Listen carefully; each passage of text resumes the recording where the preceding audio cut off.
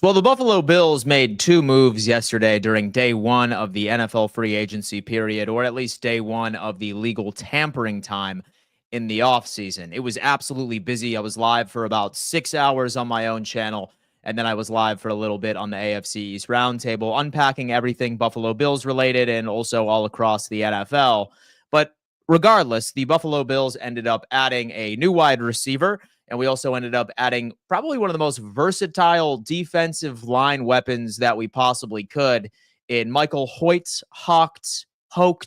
Please do me a favor and give me the pronunciation in the chat, folks. Haven't had time to practice it. I promise you, everybody knows every single offseason, Dan Mitchell struggles with one particular player when it comes into pronunciation of said last name. So give me the pronunciation so we can give the guy his due credit. And then also Josh Palmer, of course, wide receiver, who has been, I would say, pretty controversial. I'd say pretty polarizing across vast majority of Bills Mafia, especially because I feel like half of our hearts have been ripped out since we saw that Matt Collins was signed by the New England Patriots and thus was not retained. So on today's episode, we are going to unpack both of these signings, what it means for the Buffalo Bills, how I think that both of them are going to be used, and also free agency is nowhere near done, folks. I have been hearing rumors through the rumor mill that there is a current bidding war for a particular DB. I think that we could still potentially make a move on a safety as well. But based off of Brandon Beane's interview on the Pat McAfee show yesterday, while all of this hustle and bustle was going on, it sounds like that his biggest priority was just paying our guys in the building and then building within the NFL draft, which I am not particularly against. But we got to talk about both of these new acquisitions. Do me a favor as you come in, smash that like button for me. It's the easiest way to support what I'm doing over here on the Dan Mitchell channel. We are so close, man. Like, we ended up cracking 38,600 subscribers yesterday while I was live for 6 hours. Absolutely insane.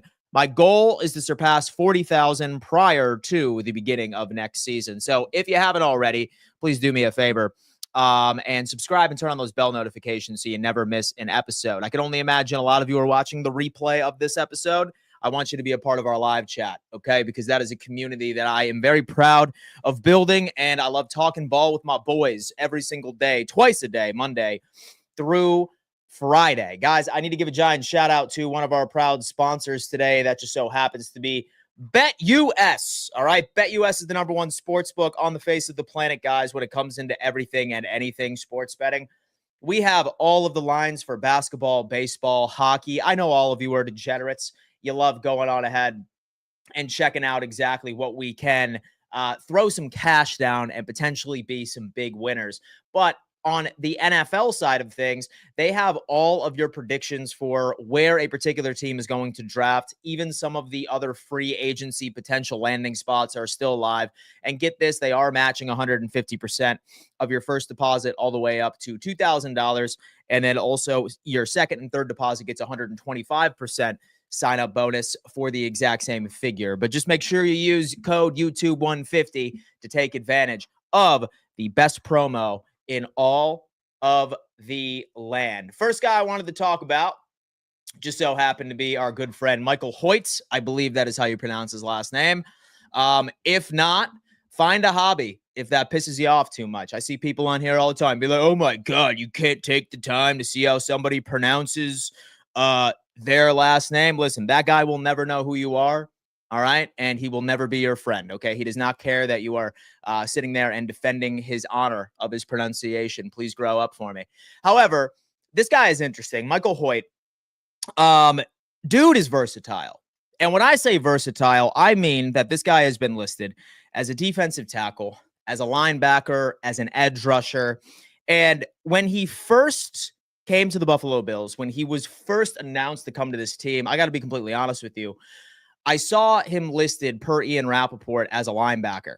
And I was just like, I really didn't have that on our list of priorities, right? Because I had no idea who this guy was. He was young, but a very productive piece to the LA Rams for the past couple of years. So I was like, okay, maybe he's like an outside linebacker in a 3-4 defense. That is what the LA Rams like to run from time to time. And it turned out, as I did further research, this guy is all over the place. He is an interior defender. He has been on the edge as well. And his power is absolutely there, especially off on the edge. His stats are not going to be the ones that completely stand out to you, if you will. But I think his biggest contribution to this defense is going to be what he brings to the table in overall run defense. All right. And this guy has been an absolute stud for the past couple of years at defending the run, regardless of where he is put on the defensive line. We look at the trenches in and of itself, and we genuinely have, folks, a utility player on the offensive line for the Buffalo Bills, and that just so happens to be Alec Anderson. He is our sixth man. And now we have a guy that, in theory, brings the exact same benefit on the opposite side of the trenches. And this could potentially be this guy. So whether or not that Buffalo plans on putting him at the edge position, he's 6'4", 310 pounds. I'm sure that he could also take some snaps on the interior side of the defensive line. This guy is a Swiss Army knife for this Buffalo Bills team. All right, so something to look out for. But again, like I said, his run defense, standing through the roof. Love this at 73.5. If you were to talk to any Bills fan, out there that has said, oh man, like our biggest issue on the defense is being able to stop the run. And while that is heavily debated, because we all know that Sean McDermott and Bobby Babich are some of the best baiters in the NFL for making opposing offenses show their hand, particularly in the run game, and they completely make adjustments toward the second half and shut it down entirely.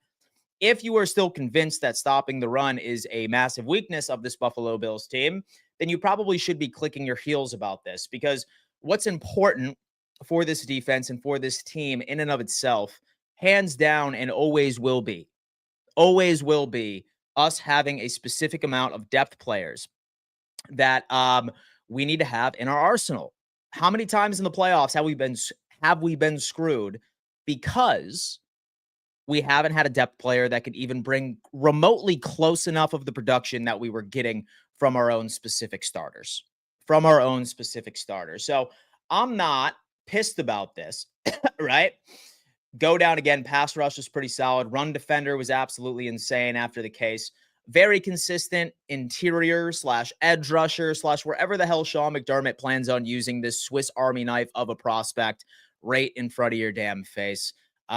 Like this move, solid deal as far as what his contract was. I think his salary and his cap hit. Don't look at AAV like we always try to say. That's my number one goal. Don't look at AAV, okay? But I'm going to go on ahead and I'm going to double check his contract. There's Michael. Look at that, man. There he is. He's from Canada, by the way, as well. So we already know that this guy is well acclimated to the Buffalo conditions. Let's take a look at his contract. Let's go ahead and take a look at his contract. Here are some of his stats right there. 56 tackles, 4 tackles for a loss, 6 QB hits, 3 sacks, 2 pass deflections, and something nobody talks about as well. He has about 3 batted field goal attempts as well. So perhaps a massive special teams contributor that we are looking at. Here are some nice little highlights that we're seeing from the guy. Solid little, man, he's a Buffalo guy. He is a Buffalo guy. I can almost tell you about that. And then Carly comes in with some breaking news. Daniel Jones to the Colts. I'll tell you what, I just ended up putting out a TikTok / Instagram on that, and I think that is actually a good move for the Colts, surprisingly enough. But we can save that for later on 4th and Forever.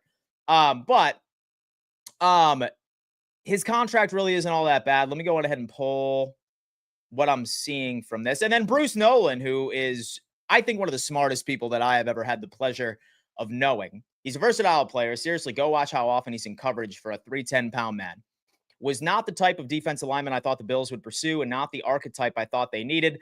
I do like fun, though. I'd be interested to hear their plans for him. So Bruce is optimistic. He's a bit shocked, but that's precisely where we're looking at right now. Solid stuff. Welcome into it. I'm going to have to look at his contract. That's what I got to do. Spot track. Michael Hoecht, I believe. Let me see. Let's go ahead and take a look at the specifics. It's not at the top of my head, but we can take a look here. What is going on? Okay, Hoyt. Okay, his 2025 cap hit's only $4.4 million. I'm really not concerned about this. $8 million in cash and career earnings after the case. 3-year, $21 million average base salary. So really what we're looking at, cap hit for this year is just 4.4 million, which is not bad for a utility player. So welcome to the Buffalo Bills. He's 27 years old. And again, massive dude, 6'3", 310 pounds.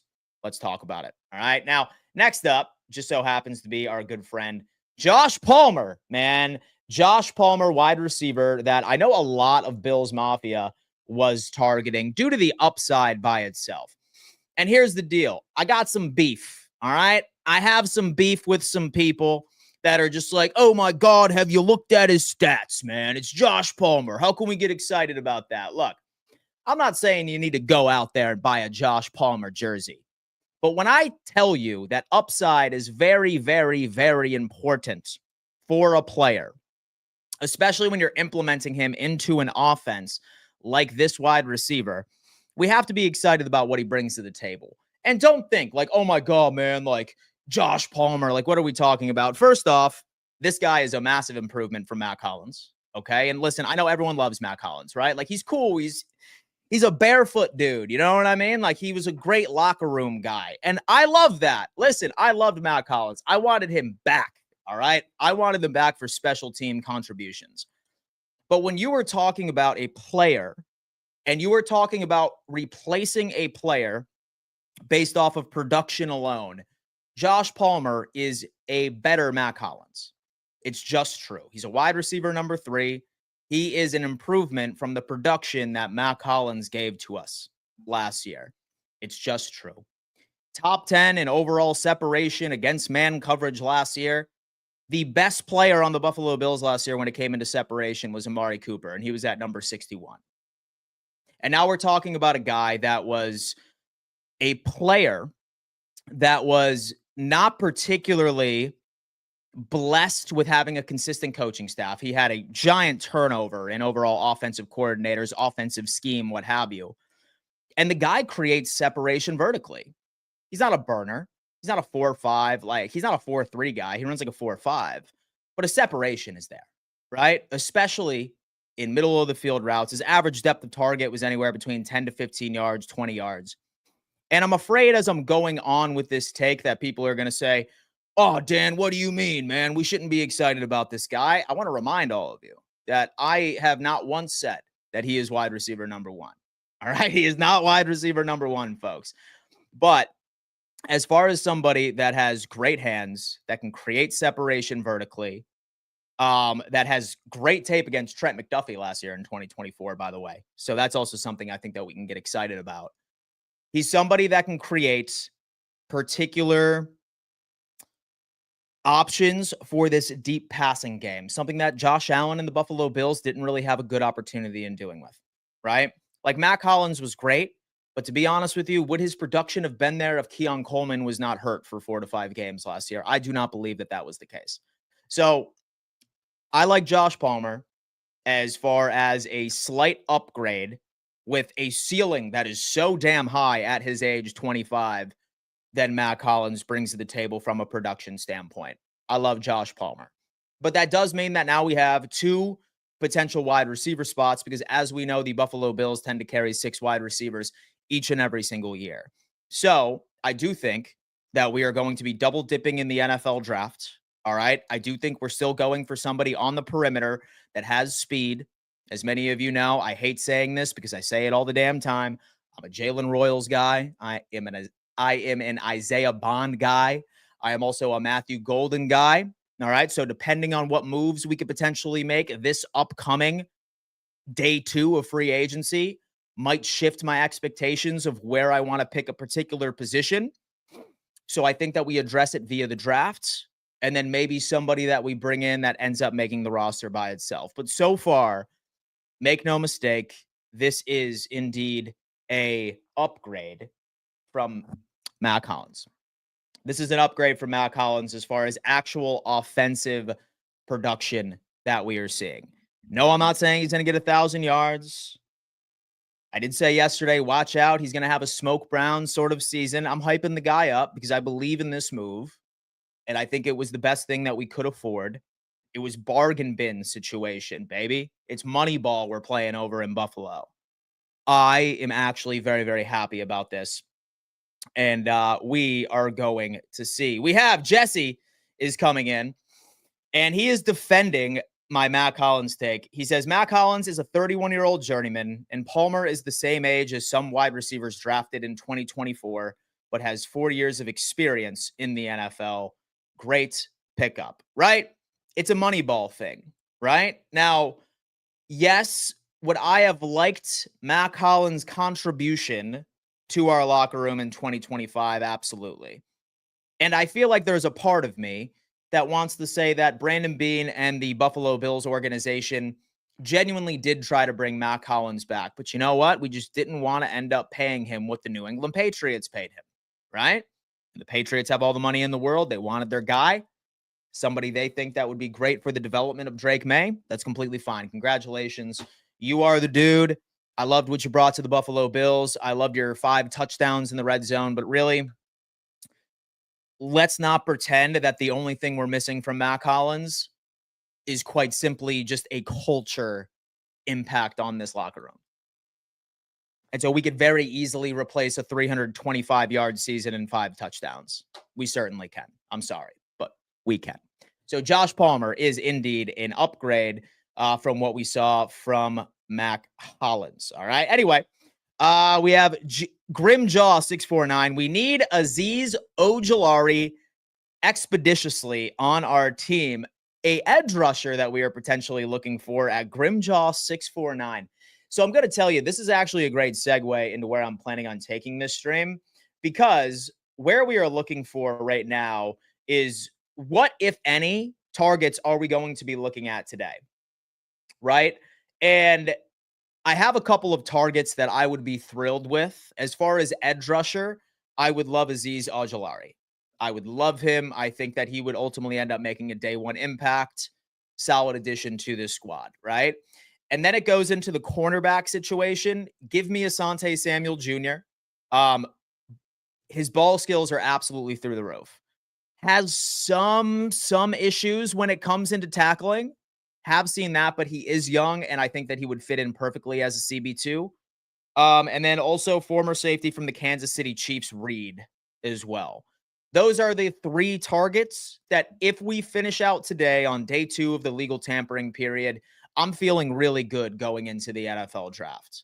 Whether or not that it's Asante Samuel Jr., whether or not that it's Azeez Ojulari as an edge rusher, or whether or not that it's Reed, former safety over from the Kansas City Chiefs, I'm feeling really good going into the draft, because all 3 of those positions are deep in this class, extending all the way to the 3rd or the 4th round. So I like what Buffalo has done so far this offseason. I love that we have been paying our own and getting them on absolutely steals of a deal. And that's even including Josh Allen's contract.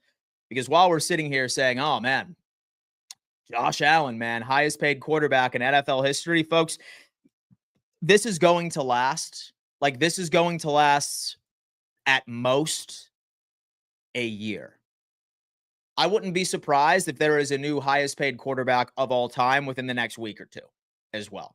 So do keep in mind that. Do keep in mind, it is not about the best quarterbacks getting paid the most money. QBs are not getting paid based off of being the best in the league. QBs are getting paid on who is next to be paid. So do not be surprised once Brock Purdy ends up signing his $65 million a year deal here within the next week or 2 over in San Francisco. I'm just kidding, Jesse. I'm pretty sure I just gave my boy Jesse a heart attack by saying that, but I think a little piece of him knows it's true. Will you be disappointed if Brandon Beane, if we sit on our hands today and snag nobody? No. And so I wouldn't be pounding the table and saying, oh my God, what the hell is he doing? Because again, I feel like out of all positions of needs for the Buffalo Bills, all of those prospects are deep and they go well into the 4th or the 5th round. Because when you look at what we need, right? Like, we need a starter at the corner position. We need a starter at the edge rushing position. Both of those positions are pretty deep in the draft, right? Same thing with free safety, right? I'd say that's pretty deep. Like, I love some of the guys that are up top closer to the draft, like an Emin Wari. I love a Malachi Starks. I do love an Xavier Watts. And then even all the way down to the 3rd or the 4th round with a Billy Bowman Jr., I would be fine with as well. As far as speedy receiver, I could say the same thing about a speedy receiver. So I'd be disappointed, but I wouldn't be pissed, if that makes sense. You know what I mean? Walter S. is saying, who cares how good you are at separating if you only get one touchdown? And if you are only get one touchdown, how good are you at separating when it matters most? It comes down into targets, right, man? Like, do keep in mind that he was a wide receiver 3. So he was getting wide receiver 3 targets. He was behind Mike Williams and Keenan Allen for the first, 3 years of his overall career. And then last year, you had Ladd McConkey as wide receiver number 1 for the LA Chargers. And the LA Chargers completely shifted over into a run-first offense. Just look at Justin Herbert's numbers last year. They were significantly less than what they were back when Brandon Staley was the head coach and they had an entire different scheme. So I'm not particularly looking at his stats and only one touchdown, because I think that's silly, because we are trying to say that his production is automatically going to be the same in Buffalo, where we run 2 entirely different offensive schemes. So you have to look at what a player does very well. And then you also need to account for, okay, this player does this very well. And that also just so happens to be a big identity factor in our offense. And that's why I'm excited about it, because I think that LA didn't use him the way that they should have, because it didn't necessarily align with their offensive DNA, because Harbaugh wanted to run the damn football last year. That was their identity, right? That was their identity.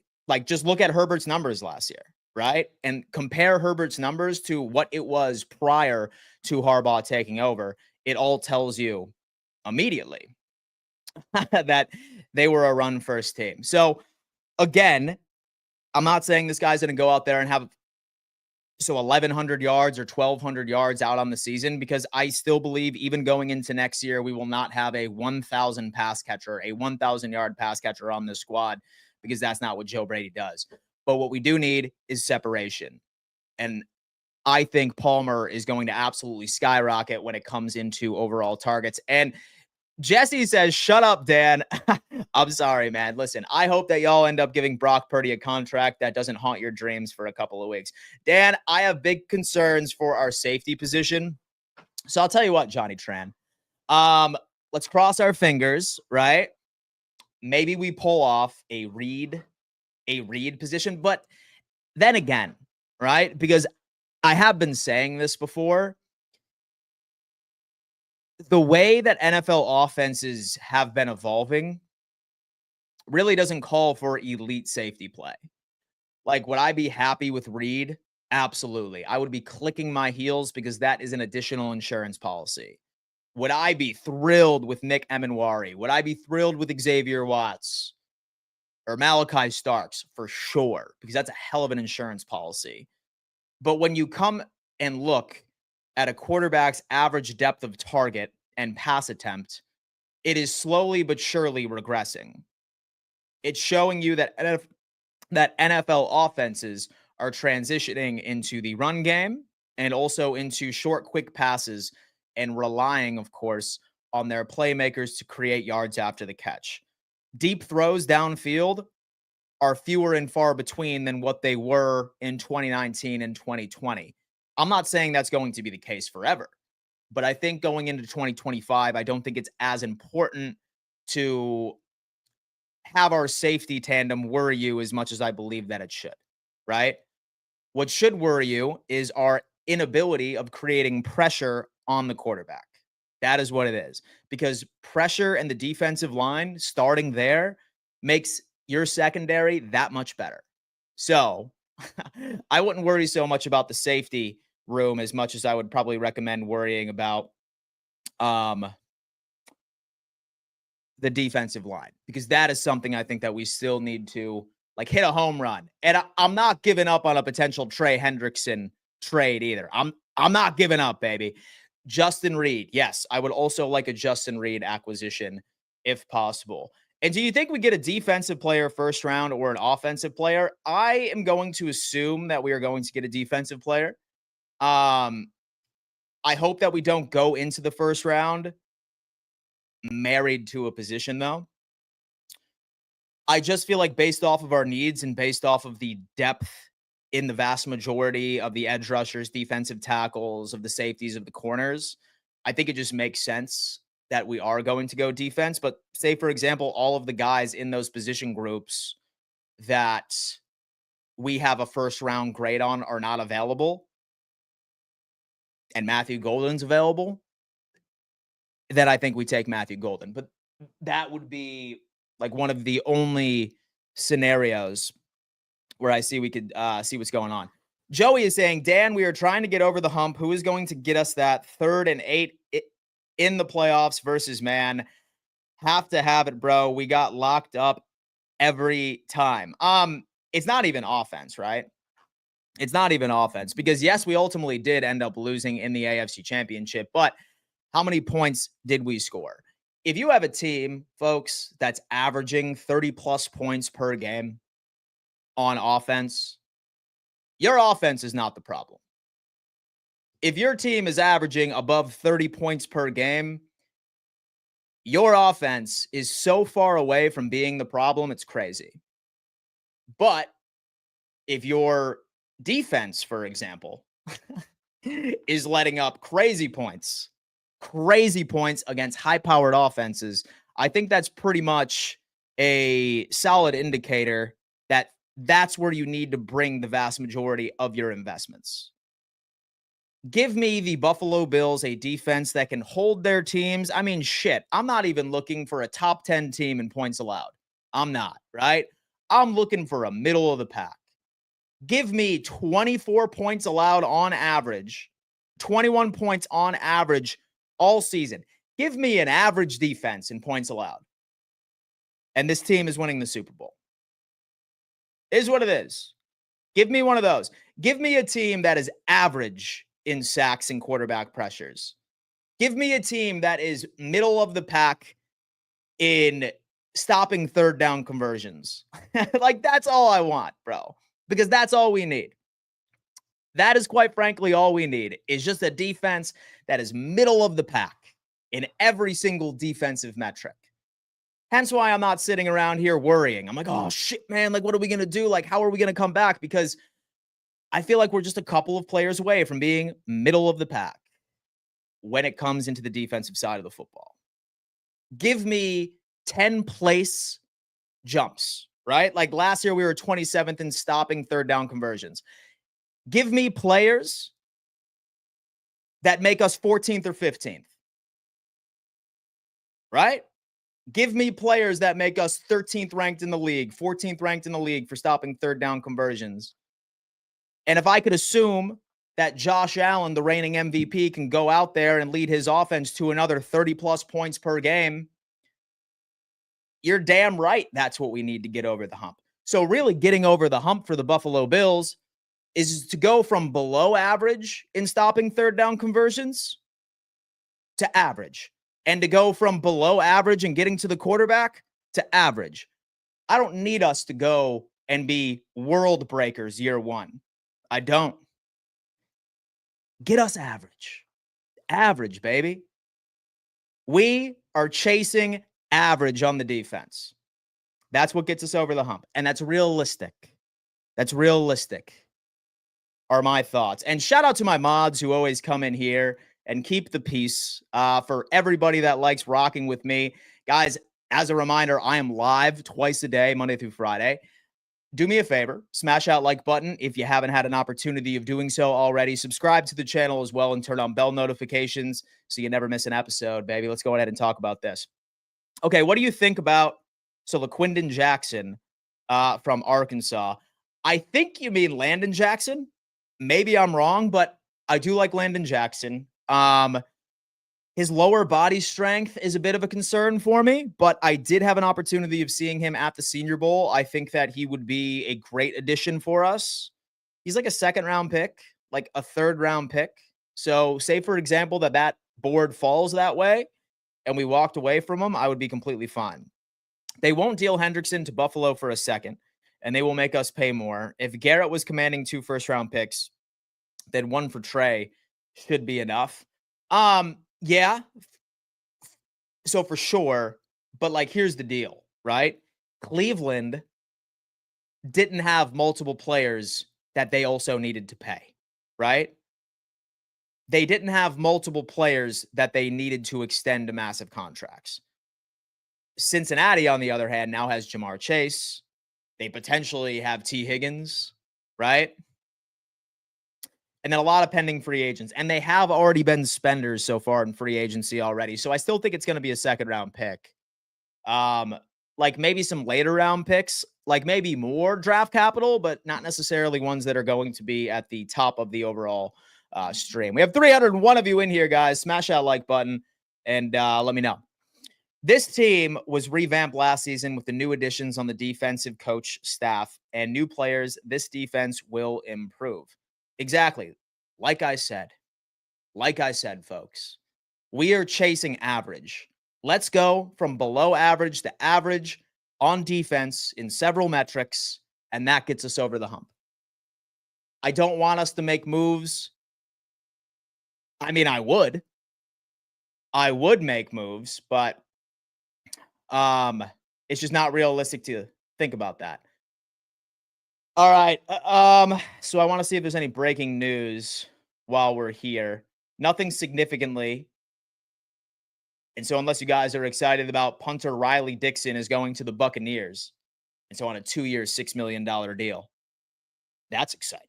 Love and hugs to all Bills fans around the world. As always, Leo from Israel. Shout out to Leo. Hope all is well, bro. No, he is the running back. We have Dexy Gaming. Dan, most people who don't like the Josh Palmer signing only look at the stats and not the film. And something a lot of people look over is Palmer is a willing blocker. Dude, he's a big dude. He's 25 years old. Each and every single season, he has ascended. When his number has been called, he delivers. And I want us to stop pretending like a lot of us almost each and every single year where we have a signing in the off season where all of us dismiss the name immediately because it's not a player that really like we are known or like we know this specific player or like we look at his stats from previous years. There are so many examples. Most recently is Mac Hollins.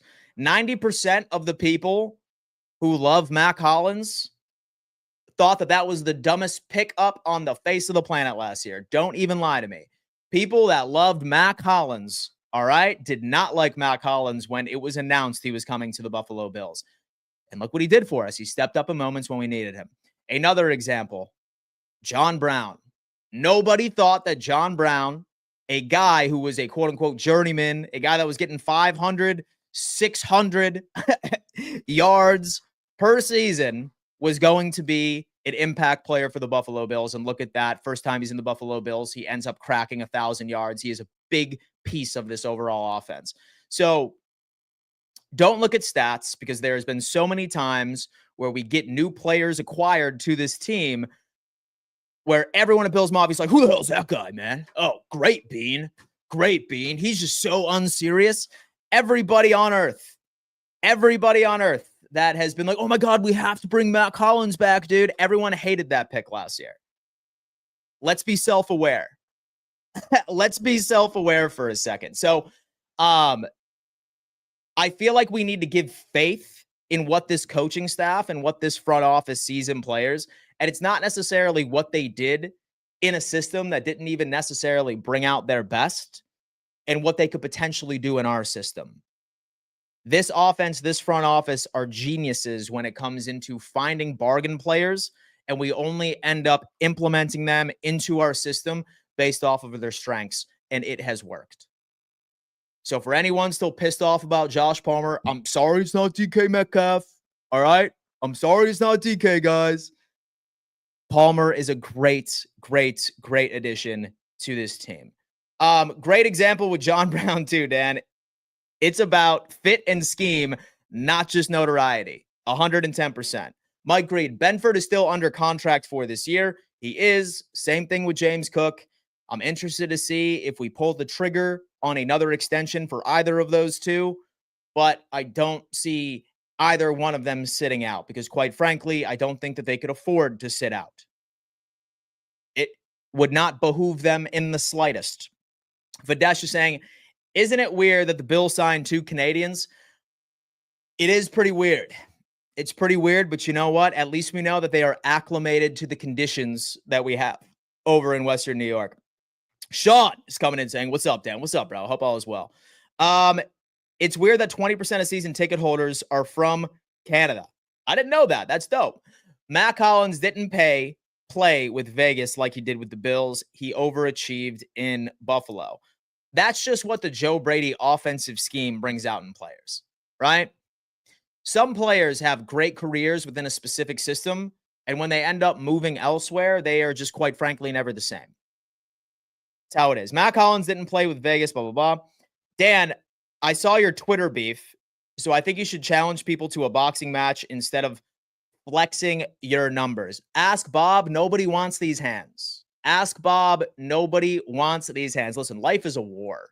Life is a competition. So sometimes, like when these tubby high school insecure kids come after me, 9 times out of 10, I don't even acknowledge any of these people because I know that they're super miserable, but sometimes I get bored, folks. And sometimes I like to go after internet bullies who sit there and they hide behind an anonymous profile and just talk shit about people. I enjoy it because I know that they do it to more people than just myself that do not have a sense of self-confidence. And I like to bring them down to that overall level and remind them where they stand. Sometimes I just like doing that. And you know that nobody wants these hands. Ask Bob at the end of the day. So here's the deal. I do it because a lot of the times these people are just wildly insecure and they like taking it out on people on the internet to make themselves feel better about themselves. And I will not allow them to make themselves feel better about themselves. Is what it is. And they do it to a bunch of other people on the internet that aren't brave enough to stick up for themselves. So I go on ahead and I dunk on those fools. That is precisely what it is. LeBron is coming in and saying, Bills won't get Cup. I guarantee it. No, I am not an advocate for that either. Doesn't look like Johnson is the running back to replace Cook. I think it's safe to say our guys are just good in our scheme. It's true. It's true. And so who are you beefing with, Dan? Some kid that probably gets like 5 swirlies a day and his lunch money taken 4 or 5 times a week. And the worst part is it is Bills fans. Look, guys, for anybody that wants to get into my world and talk sports on the internet, the more of an audience you have, the more haters are going to be there. It is what it is. Because, all right, here's the deal. Because I am a glowing example of people who look at me and I am a reminder that they gave up on their dreams. That is exactly what it is. And they hate that. They absolutely hate that. They look at me happy for following my dream and achieving my dream. And I am a reminder to them that they were not brave enough to chase after theirs. That's all it is. Hence why I mute the vast majority of every single thing that I put out on Twitter. Because really, at the end of the day, man, listen, God gave me an opportunity to chase, and I took advantage of the opportunity. And the only person on earth that I care of and the only opinion of me that matters to me is mine and God's. That is all that will ever matter to me is my opinion of myself and God's opinion of me. That's it. Bob is Dan's yes man. He is, and he will continue to get it. Hello, my friend. Greetings from Mexico. Absolutely. Deshaun is saying, and do you have anybody in free agency that could be a wide receiver 1 that you like? I feel like we're probably going to go to the draft specifically. Dan is the man, keeping it real always. We are going to have to pay tariffs on our free agents.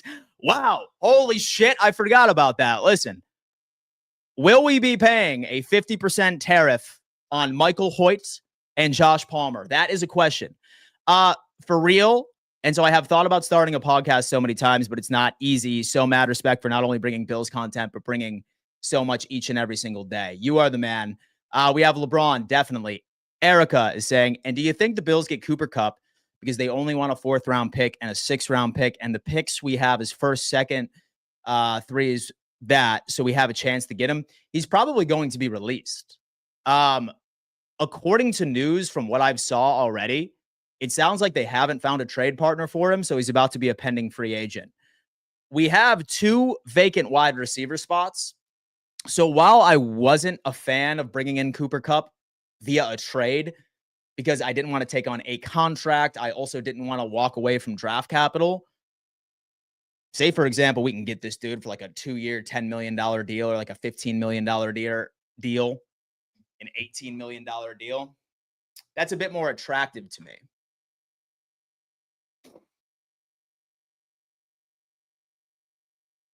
It's so easy, Dan. What about the opinion of your parents? My parents are wildly proud of me. Wildly, wildly proud of me. I have a wonderful relationship with both of them. But really, at the end of the day, there are only one group of, all right, listen, don't give a shit about what anyone thinks about you. Just do it. Just do it. I have known so many people that have ruined their lives because they have made decisions on what other people think that they should do. Because here's the deal. Nobody gives a fuck about you, right? No one gives a shit about me. Like me making a decision to go full-time on YouTube, sure. Like some people will go on ahead and be like, oh my God, I can't believe Dan Mitchell did that for a living. They probably think about that for a total of 2 minutes. People only care about themselves, right? Like they are all going through their own journeys. So that's why I refuse to ever tailor my decisions in life based off of the thought of what somebody else would think. It's childish. It's not something a man should do. If you have something that you are passionate about and then you chase it, that's all that matters. So many people are so fascinated with what other people think, and it quite frankly ruins their lives. It's true. Don't worry about it. Just do what you want to do. And as long as you're right with God, work hard, then you can achieve anything. It's true. It is true. I think Bills address another bank of defensive needs in the draft. It's going to be a lot. Bill Rally bus leaves from Union Station every single game day. Absolutely. He will have a lot more interest in free agency. I totally agree. Tariff might affect Canadian from coming to the games. And so the Canadians will keep coming, but I'm bringing my own beer. Oh, my God. Josh Allen and Michael Jordan, first 7 seasons, both 0 titles. We have hope. And Peyton Manning also ended up not getting his first Super Bowl till year 9. What would you grade the Bills' free agency signings from an A+ to an F? B. I'd say B. It's not stellar names, but they certainly fit into our scheme. Is Palmer a speed guy? He's a separation guy. And so have you ever considered doing a gaming channel, my guy? I am so trash at Madden, so absolutely not. Sup, Dan, go Keon Coleman, 2025 MVP. I joined. Sorry, I just joined, man. Please tell me about Hoecht. Is a dog. Is he a dog? He's a super versatile weapon. Super versatile weapon that has like 3 batted field goal attempts down. Solid pressure, great run defender. He's like a utility player. He's going to be like a Casey Toohill, but maybe slightly better and higher upside. With key departures and limited cap space, how should the Bills prioritize their offense moves to remain competitive in the AFC? Erica, great question. How should the Bills prioritize their offensive moves to remain competitive in the AFC? Probably exclusively focus on defense. I think that we're fine in that specifically. Dan, who is going to be Bills' first selection in the draft? Okay. So here are the names that I would be thrilled to walk away with the first selection. In order. Kenneth Grant, number 1. Number 2 would be Derek Harmon. Number 3 would be Emin Wari, safety out of South Carolina. 4 would be Matthew Golden. And then 5 would be Tyleek Williams, a defensive lineman out of there. Who's Josh draft pick this year? I don't know. Just play Madden on easy. I'm not ashamed to play on easy. We need a one tech. That is number 1, and that would be either Kenneth Grant and or Derek Harmon. I'm sold on Hoecht signing than a Palmer signing. Hoecht is a speed demon and plays hard. Could AJ Epinesa still break out? Yes. Took John Elway 15 years for a Super Bowl win. Had to get a new coach first. AFC East, come on, guys. We are the father of that division. I'm going to miss Mac Hollins. Absolutely. Hey, okay, how was that Walter Nolan guy? He's more of a 3 tech, in my opinion. I'm not sure if he'd be like much of a fit, but then again, that's a Brandon Bean sort of decision. Dan, thoughts on Kyle Juszczyk? We don't have a fullback right now. Say that the price is right. So now that they got Palmer, I don't see any world where they get Golden. So we have 2 vacancies. So we have 2 vacancies on the wide receiver room right now, right? Right now, all we have at the wide receiver position is Shakir, Coleman, Samuel, and Palmer. Like, that's it as far as starting caliber players. So, and we typically run with 6 wide receivers on the roster. So I do think that we're going to be looking to add as well.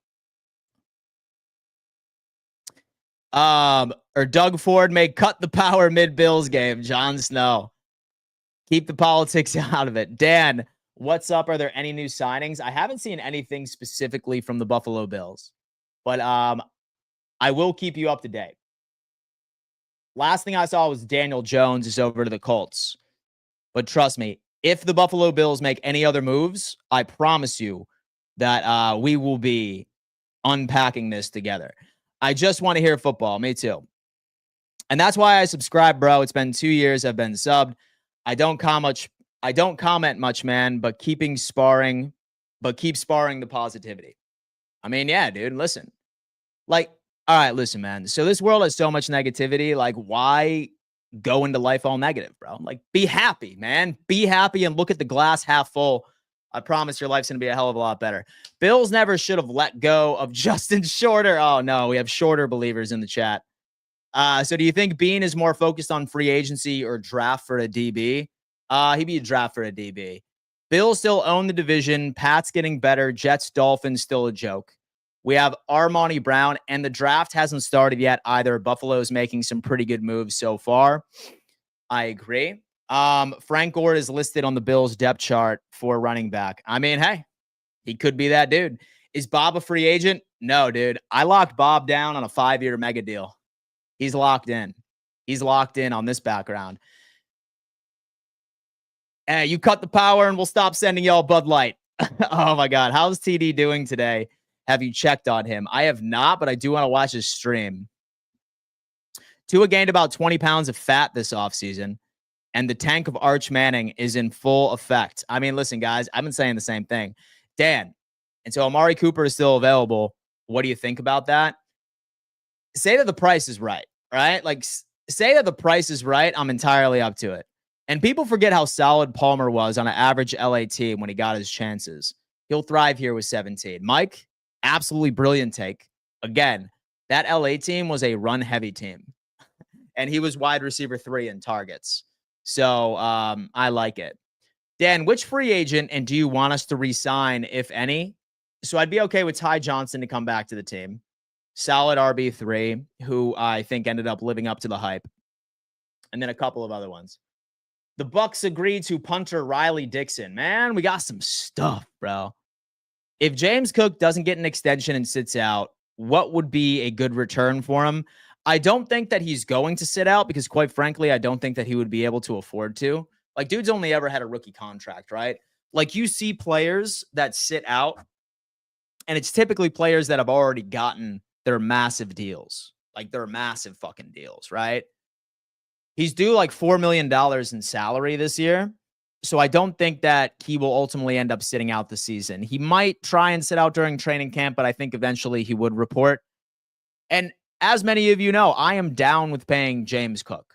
Like, I am down with giving him a contract to stay because I believe in him, and I think that he's a great running back. He means a lot to this offense. He really does. But like right as we said, like we were going to have to make some difficult decisions on who we decided to bring back and who we decided to extend this offseason and make others just go ahead and play on the final year of their deal and revisit that later. So I don't know. We will see. Love Ty Johnson. Yeah. Like I'd say that would probably be it. Dan, any thoughts on a running back, Woody Marks? I'll be completely honest with you, Vade. I am not familiar with his game, but I will definitely put him on my list for some people to look at. And the Bills aren't cheap. They are just smart with their money. Absolutely. So Milton Williams has a kiss for Josh Allenwood and Haley Steinfeld, Jerry's daughter. Wow. Wow. All right, man. Pats fans are excited about their free agency acquisitions. Has free agency impacted your opinion on who the Bills should draft? Oh yeah, for sure. It's not a complete yet. It's not complete yet in my opinion. But what we need to look for, like what we need to look for,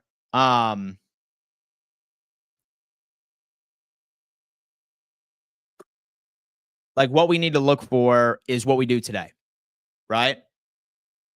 So I think we're going to make one more move. And it's either going to be an edge rusher, it's going to be a safety, or it's going to be a corner. Like one of those three.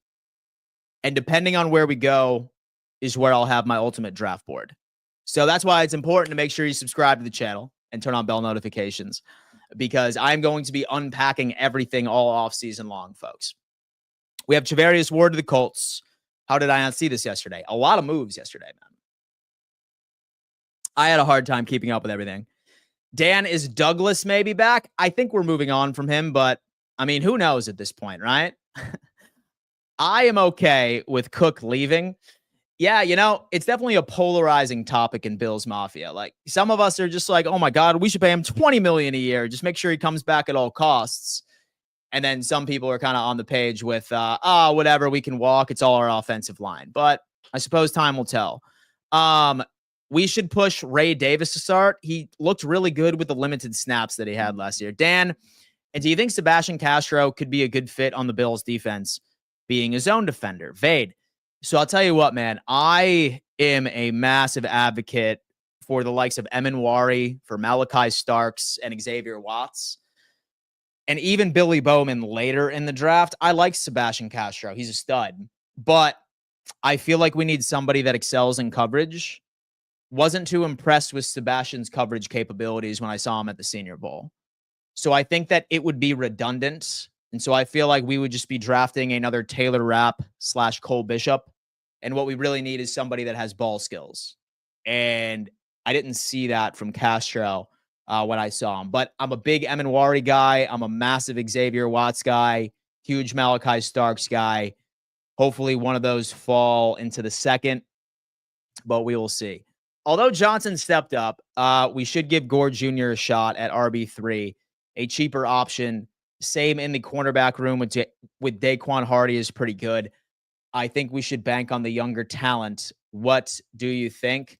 I feel like I wouldn't be as affected, right?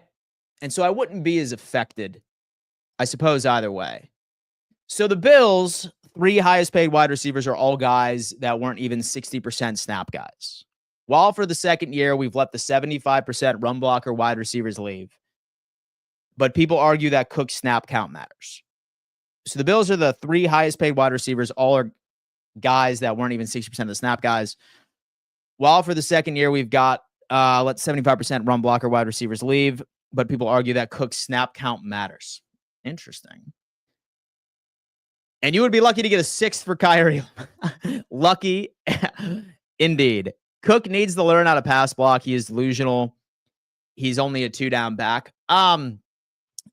So our scheme really doesn't call for a running back that excels in pass blocking, right? So we run a lot of jumbo package with 6 offensive linemen. And we also And we also utilize fullbacks as well. So it's not like nearly as important for a Bills offense than it would be elsewhere. But so I agree there. I bet Dan could get Brandon Beane on the show. I doubt it. Dan, thoughts on Julian Blackmon from Indy? I remember last year we wanted that guy bad, right? Like we wanted that dude bad in free agency. I would be also fine with Julian Blackmon. And they can have Elam for nothing. Just take him. And just take that contract. All right. So I think we need to draft starters and not try to chase after low floor, high ceiling prospects at every pick. I totally agree. If Cook leaves, let's get J.K. Dobbins and hope he doesn't get hurt like always. Matthew Judon, Dante Fowler is also cool. I think I'd pass on Judon, but I would love Fowler. I would love Fowler if an option. All right, guys.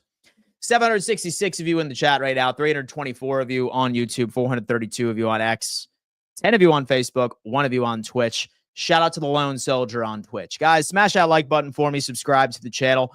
I'm going to be live on 4th and Forever today. It is our NFL show, our daily NFL news show on the Roundtable Sports Network that runs from Monday through Friday at 2 p.m. EST. I sincerely hope that you guys join me because we are going to be giving you all of the late breaking news that happens today. Thank you so much for tuning in. Shout out to BetUS for sponsoring today's video. And I will see you on 4th and Forever. And more than likely, you will see me again for an impromptu stream if and when the Buffalo Bills make another move. One hit for Bob. Got you,